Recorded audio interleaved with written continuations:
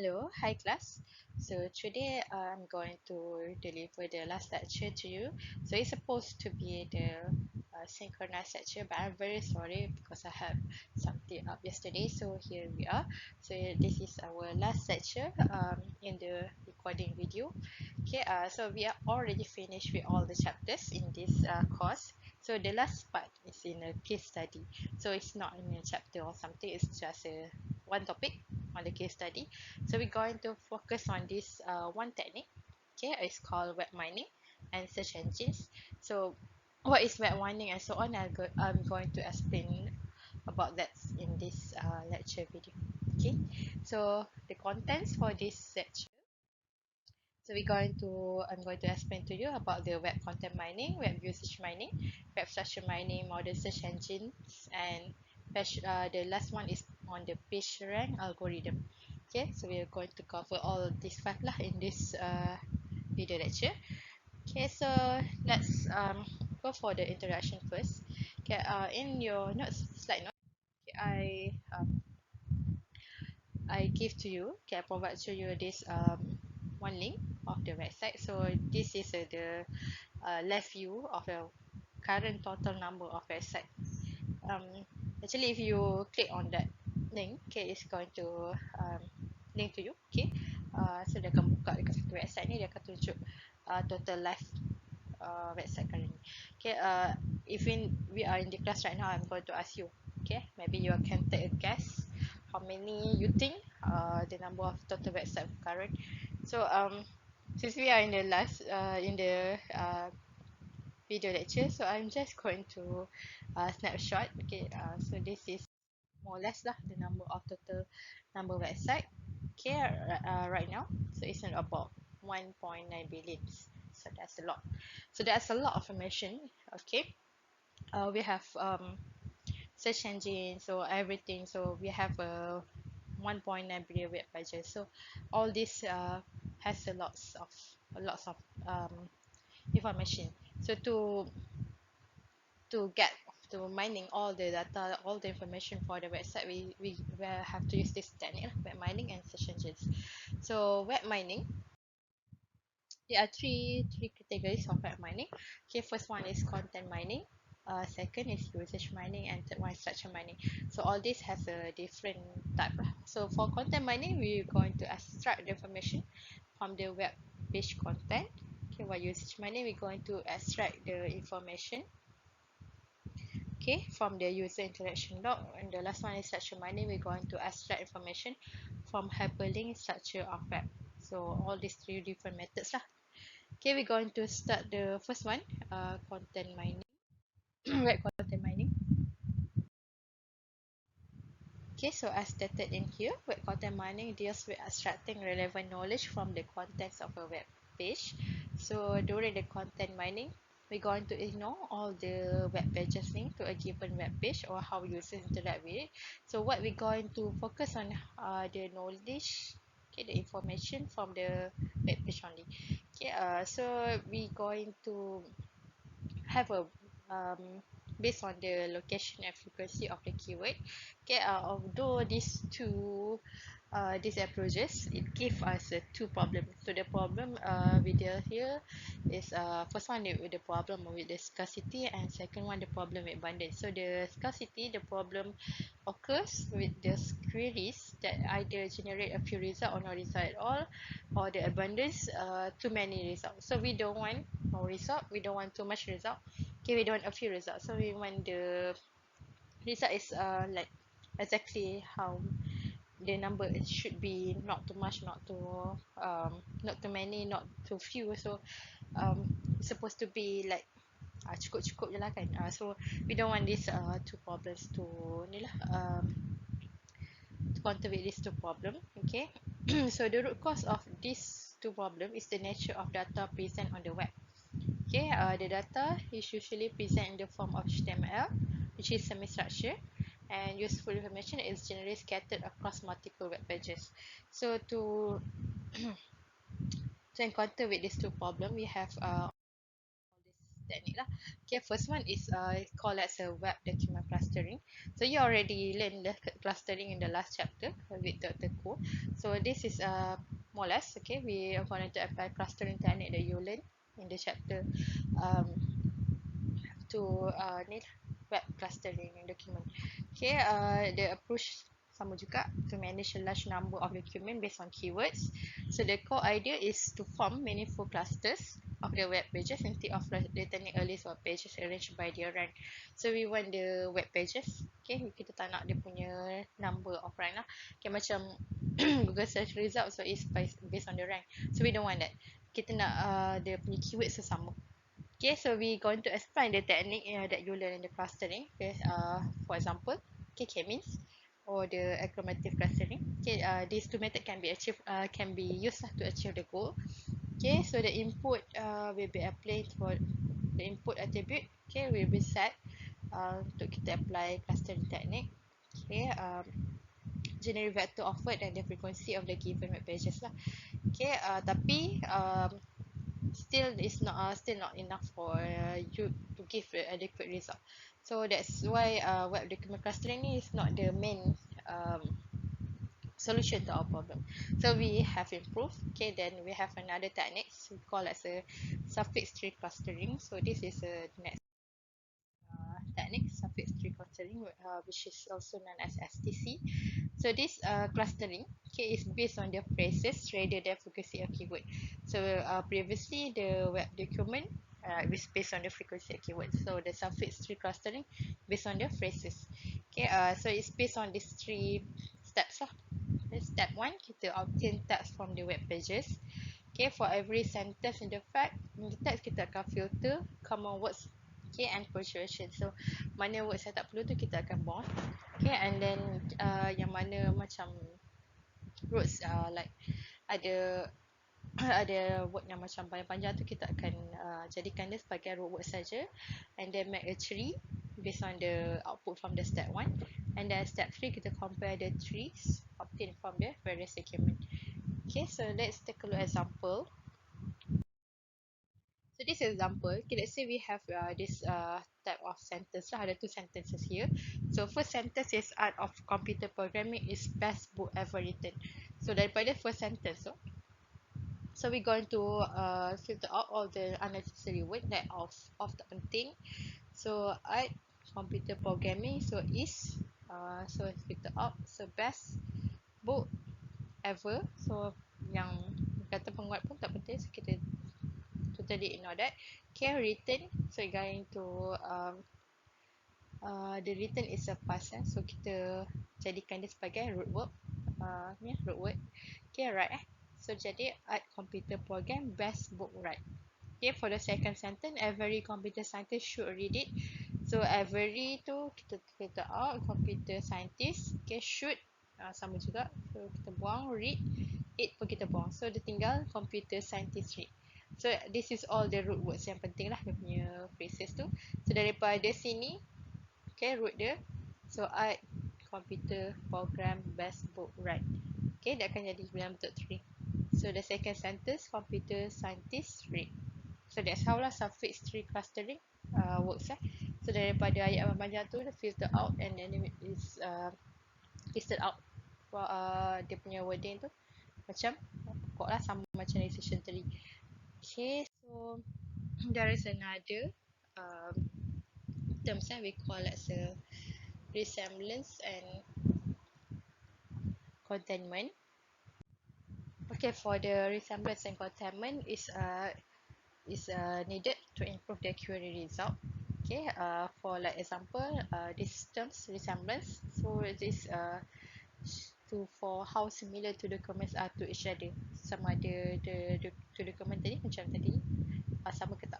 Okay, the range dia is between 0 to 1. Okay, both are inclusive. Okay, value 1 tu represent satu sama document, and then 0, okay, 0 completely different. Kalau almost 1 tu similar. Okay, containment dia lain sikit. Okay, the term of existence of one document inside another. So kalau value zero dia still sama, range 0 to 1 but it's not inclusive. Okay, the value 0 maknanya dia tak sama langsung. Yang 1 tu maknanya the first document is present inside the second. So it is two terms that you need to know. Okay, then we have fingerprinting. So fingerprinting still works by dividing the document into a continuous sequence of words ataupun kita panggil sebagai shingle of a very possible length.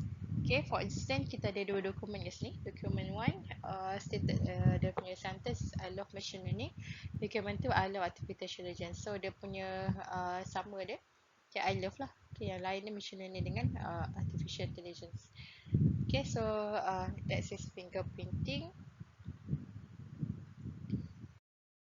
Okay, so that's all the techniques lah in the web. Tadi web structure, web content mining So web content mining, kita ada web document clustering, okay, resemblance containment, fingerprinting. Okay, and then the next method, okay, is a web usage mining. So web usage mining ni, dia deals with the extracting useful information from log data. Okay, so the user interaction. Macam tadi, kita totally ignore about the user's interaction, but now the web user mining kita memang ambil interaction on the user saja. Dia punya aim is to predict user behavior for alternative of the web page. Okay, for example, kalau kita ada banyak orang yang guna Facebook daripada Twitter, so logically kita akan place kita punya advertisement. Let's say you want to place your product your nak buat ads, so better for you to place the advertisement in Facebook lah sebagai ramai user compared to Twitter. Also you took look on your customer punya apa, macam kalau customernya more to like orang yang dah lebih berumur daripada remaja, so maybe you want to place your product on Facebook, something like that lah. So that is web usage mining. Okay. Okay, this is important parameters in web usage mining and the description. So you can see lah all the parameters like number of hits, number of visitors sebab kita nak tengok dia punya user interaction kan. Okay, referrer, landing page, session duration, part silencer, browser type, device type, cookies and operating system. Okay, so the description semua ada kat sini, so you can take a look at it.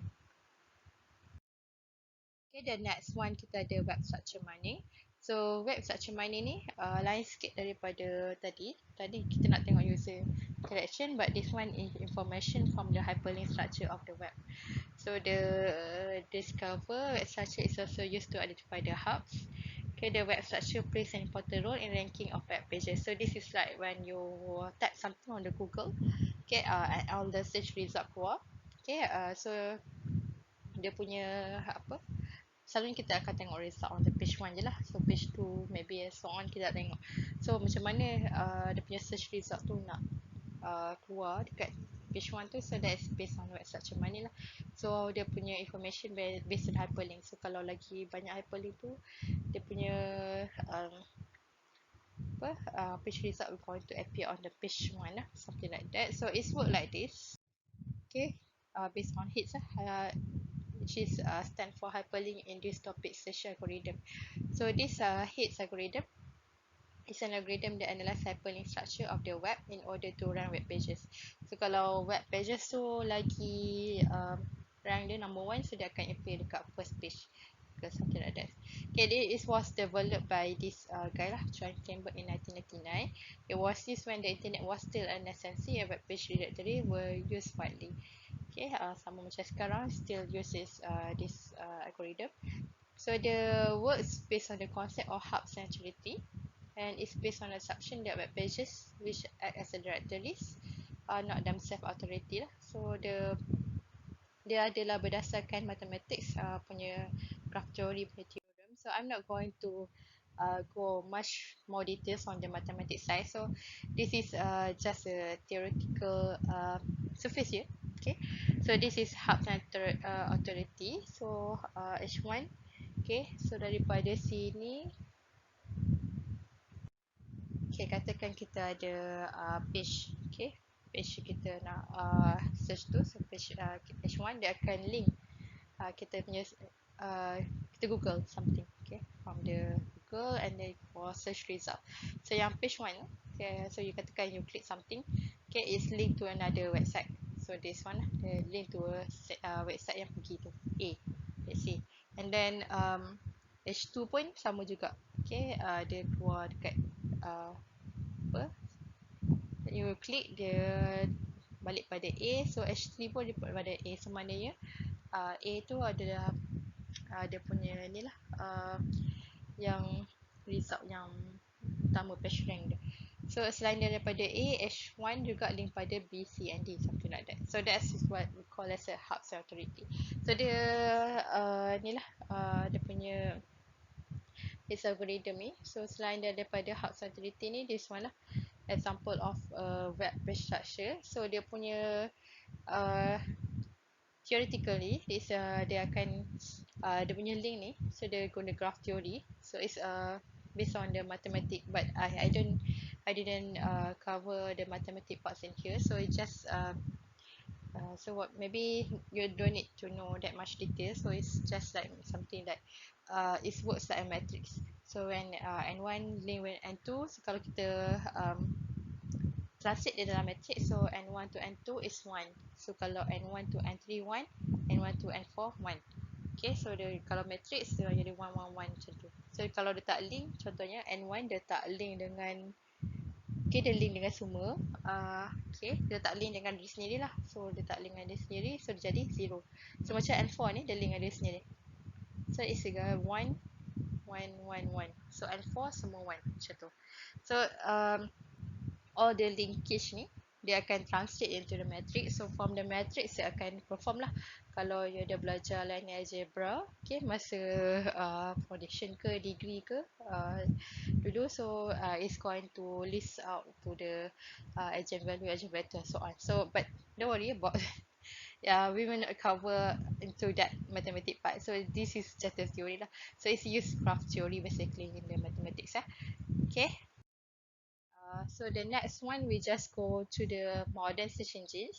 Okay, also in the test, don't worry about the test, I don't cover the mathematic part also, so there will be no mathematic methods calculation in the test.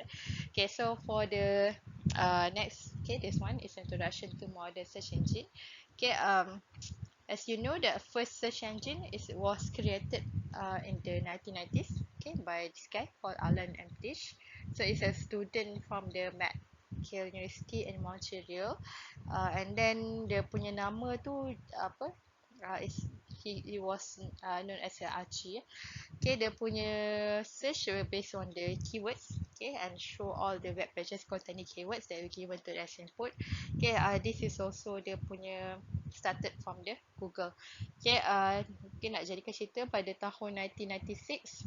Okay, so ada seorang student ni, PhD student, actually two student, Larry Fish and Sergey Brin. Okay, both are from Stanford University.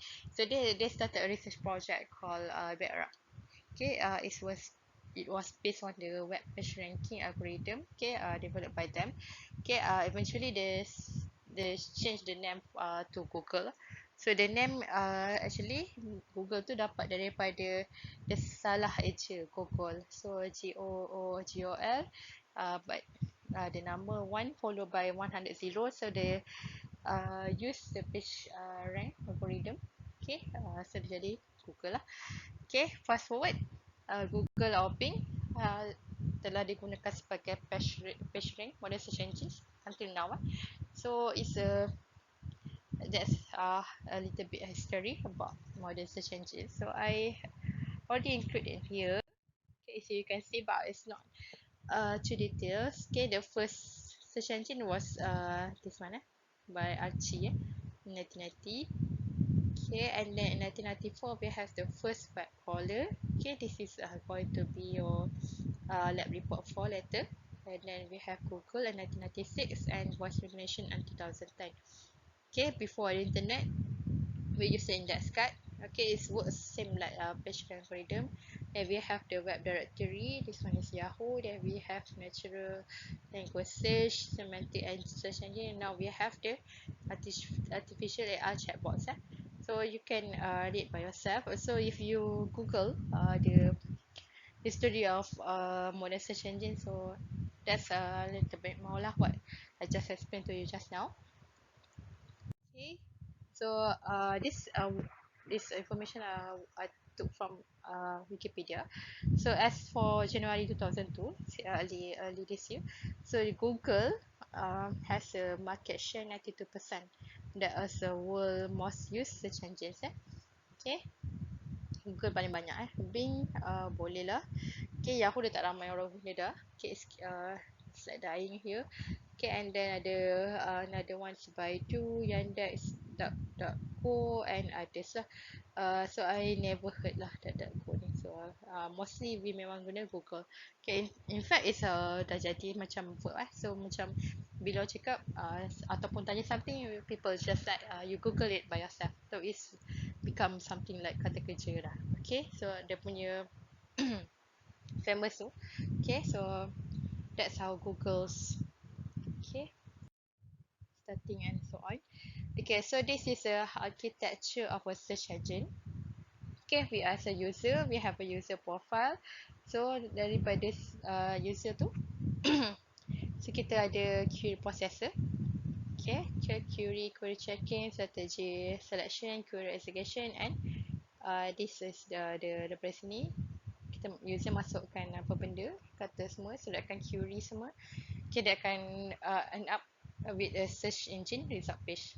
Okay, so daripada website pula, okay, dia akan how the information was extract. So daripada web crawler, okay, intermediate representation, indexer and index. So dia masuk kat query execution. So it's related lah. So these three things okay, user, query processor and webs. Okay, so web crawler. So web crawler is a simple piece of software whose responsibility is to visit every web page available on the World Wide Web to fetch data from those web pages.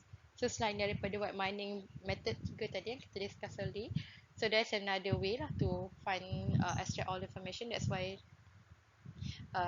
this course is data mining, so we want to extract all the information available on the website. So aside of the three that I said earlier, so another one is web crawler. Okay, so we use this technique to fetch the data from the website. Okay, so the data fetch akan store, okay, dia akan process later to create index. So maknanya bila awak search dalam Google, you can click the arrow beside the link to see the search result page lah. So yang the Google akan store to the particular web page.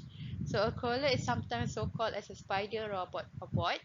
There are billions of web pages online, so a crawler akan runs parallel on a computer cluster. If a website does not want search engine to crawl through its data, so dia akan set up dia punya rules regarding robot.txt. Okay, so you're going to do this practical web crawler and your lab report for later. Okay, don't worry, I'm provide the guideline for you. Okay, so the general web crawling, so kita akan initialize this one of web pages to visit. Let's say you want to visit Amazon website. Okay, so ataupun IMDb. So you list out lah the web pages, the website. Okay, and then initialize empty list to store the web pages which already visited. So for every web pages PNN1, so it's not linked to. So this is dia punya apa, how to extract the data lah. Okay, but in practical it's just much more easy than this step. Okay, later on we go on to include on that. So the next one is indexer. So daripada web crawler tadi index. So index dia akan identify the keywords of the web page. So keywords are the words which give us the idea of the content. Okay, contoh macam IMDb. So you know IMDb website is about the movie. So the keyword is movies. Okay, something like that. Okay, so dia punya keywords are extracting from the web page title, meta text, for heading, text spacing in the HTML or web pages. So this is the punya phases lah. So first kita list of words from the page title, heading text and the meta. Next, common words such as it and that and such like are removed. Okay, sama macam tadi web tadi, web search mining tadi. So kita akan apply NLP ya. So everything words that is not relevant, we're going to remove it. Okay, then after that we can generate the keywords. Okay, as an index sama juga. Okay, start lebih kurang. So let's say we consider the index shown. Okay, the first column show the keywords. Keywords and second column contain the web pages ID. So kalau dia punya keywords program, okay, web pages ID 1510, something like that. Okay, the next one is query processor. So query is from server to the client. Okay, through the network. So it's the most important model in the search engine. So kalau tak ada query processor ni tak works lah. Okay, traditionally query processor used to return web pages based on the matching keywords found as the index.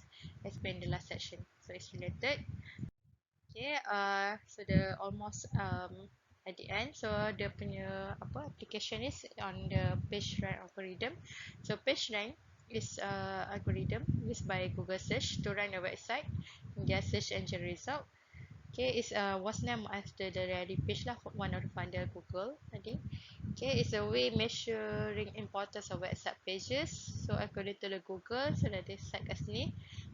Measuring works by counting the numbers and counting to list to a page to determine a rough estimate on how important the website is.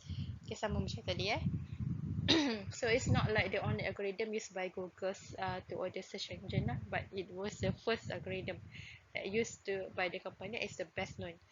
Okay. So the page algorithm outputs as a probability distribution used to represent the likelihood. Okay, tadi macam tadi kita guna matrix graph theory untuk web structure tadi. Okay, untuk page rank algorithm dia guna probability theory ya. So dia based on probability distribution So page rank can be calculated for collection of document of any size. So this assume in several research paper that distribution is evenly divided. So how it works is going to be explained on the next slide. Okay, it's a several process called iteration. Okay, so contoh dia macam ni. Okay, assume kita ada 4 web pages. Okay, A, B, C, and D. So link to dia, diri dia sendiri and multiple link from the single type pages I ignore. So page rank is initially the same value for all pages. So katakan A ni 0.25, semua 0.65. Okay. So the sum of page rank over the page is sama dengan 1.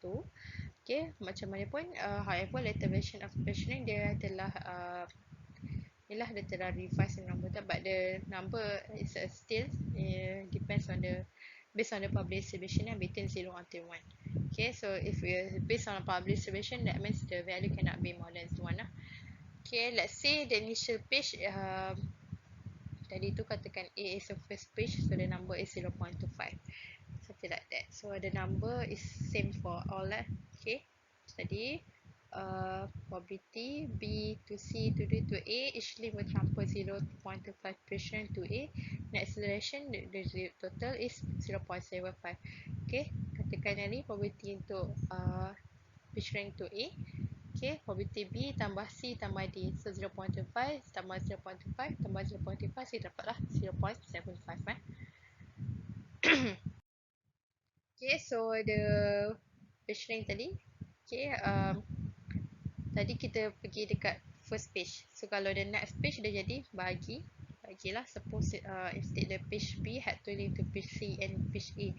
So sekarang ni page B, okay, the link to page C and page A. Page C had a link to page A, and page D had to link all 3 pages. So they based on the link So B ada 2, C dengan A, so divide by 2. C satu je, page A, and D ada 3 pages, that's why divide by 3. So daripada tadi tu, so page B akan transfer half of the existing, so 0.25 bagi 2, so jadi 0.125 and page C tadi satu je, so 0.25. Page D dia akan bagilah 0.25 bagi 3, so dia tambah semua dia akan jadi 0.458, something like that. So in other words, kalau kita nak simplifykan dia punya apa kita dia punya formula atas tu. Dia jadi macam ni Probability A. So probability B link to berapa banyak page. Probability C link to berapa banyak page. Bagi dengan tambah dengan probability page rank D divide by berapa banyak link. Okay, same with this example above. Okay, so generally, how to calculate the page rank value can be expressed as this. Page rank equals to summation of, tadi summation kan. Okay, page rank divide by dia punya link. Okay, tambah Okay, so the algorithm involve a damping factor for the calculation of page rank is like something like income tax yang government extract lah from one paying himself, something like that. Okay, so calculation of the page rank pattern code will be included in the column, so you can take a look on that. Okay, the end. So habis kat sini je. I will continue the lecture on another video for the lab. Okay, thank you.